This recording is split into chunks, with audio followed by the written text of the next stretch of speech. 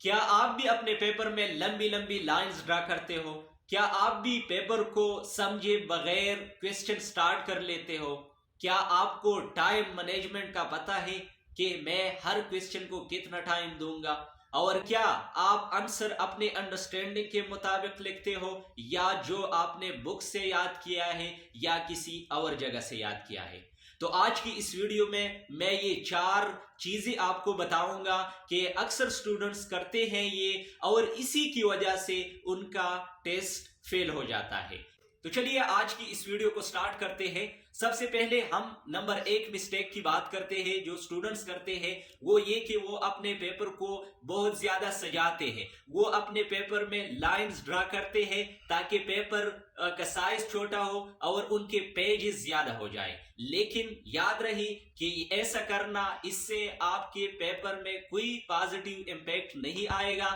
بلکہ آپ کے پیپر فیلئر کا سبب بنے گا۔ وہ میں ایگزامپل سے سمجھاتا ہوں، کیونکہ ایز اے ٹیچر آپ اگر اس پیپر کو چیک کرتے ہو جس میں پیج کو بہت چھوٹا کر دیا گیا ہے اور اس میں جو رائٹنگ ہے وہ بھی بہت فاصلے سے لکھا ہے، تو کیا آپ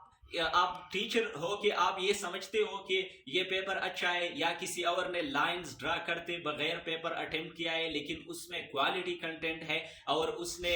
یہ نہیں سوچا کہ ٹیچر کو میں چیٹ کروں اور وہ اس پیپر میں مارکس اچھے دیں گے؟ دوسرا جو زیادہ مسٹیک کرتے ہیں سٹوڈنٹس وہ یہ ہے کہ وہ پیپر کو سمجھے بغیر سٹارٹ کر لیتے ہیں، کہتے ہیں کہ یہ کویسچن مجھے آتا ہے اور وہ سٹارٹ لیتے ہیں۔ اس سے کیا ہوتا ہے کہ آپ کے پیپر میں کوالٹی نہیں رہتی، بلکہ آپ صرف پیجز بھرتے جا رہے ہو، اور اسی سے یہ نقصان بھی ہوتا ہے کہ آپ کو ایک کویسچن اگر آپ نے لکھ دیا تو بعد میں آپ کو یہ یاد آتا ہے کہ اسی کویسچن میں نے اگر یہ پوائنٹ بھی لکھ لیتا تو شاید میرے مارکس اچھے آ جاتے۔ ہاں بالکل اسی طرح ہے کہ اگر آپ ٹائم مینجمنٹ سیکھیں، نمبر 3 چیز ہے کہ آپ اگر ٹائم کو اچھی طرح ڈیوائڈ کریں۔ لیٹ سپوز میرے پاس 5 کویسچنز ہیں اور میرے پاس 100 منٹس ہیں، تو ایسا نہیں کہ میں پہلے والے کویسچنز کو زیادہ ٹائم دوں، آدھا گھنٹہ لگاؤ اور بعد میں میرے پاس 40 منٹس رہ جائے اور اس میں 2-3 کویسچنز کروں۔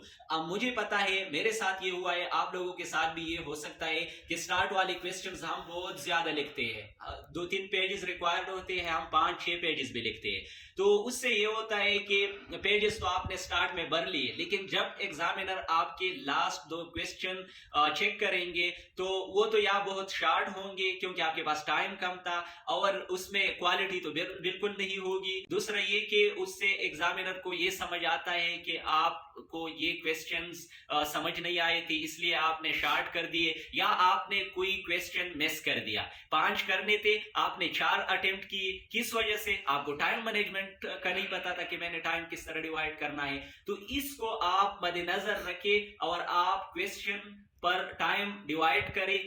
شاید آپ کو وہ کویسچن، پہلا والا کویسچن بہت لمبا آتا ہو، لیکن آپ نے شارٹ اس لیے کرنا ہے تاکہ آپ باقی لاسٹ والے کویسچن بھی کر لیں اور آپ سے کوئی کویسچن بھی نہ رہ جائے۔ تو اسی سے اگر آپ ان چیزوں پر عمل کریں گے تو آپ کا پیپر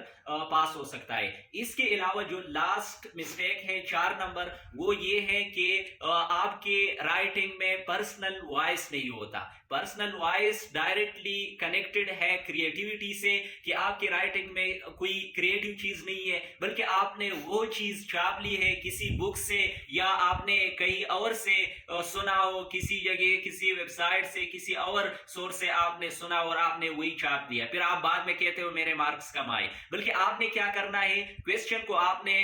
خود انڈرسٹینڈ کرنا ہے کہ اس کویسچن میں کون سے آرگومنٹس دوں، میں کون سے ایگزامپلز دوں، تاکہ ایگزامینر کو یہ لگے کہ یہ کویسچن آپ نے خود سے اٹیمپٹ کیا ہے اور اس میں آپ کا پرسنل وائس یعنی آپ کا اپنا انڈرسٹینڈنگ ریفلیکٹ ہوتا ہے۔ تو یہ چیزیں اکثر سٹوڈنٹس پیپر میں نہیں سمجھتی ان چیزوں کو، تبھی ان کا پیپر فیل ہو سکتا ہے۔ تو دوستو یہ تھی 4 چیزیں، ان چیزوں کو آپ ایوائڈ کریں اور آپ اسی طریقے سے پیپر کو اٹیمپٹ کریں کہ آپ کا اس میں کریٹیوٹی ہونی چاہیے، آپ کو ٹائم مینجمنٹ آنا چاہیے، آپ کو کویسچن پیپر پر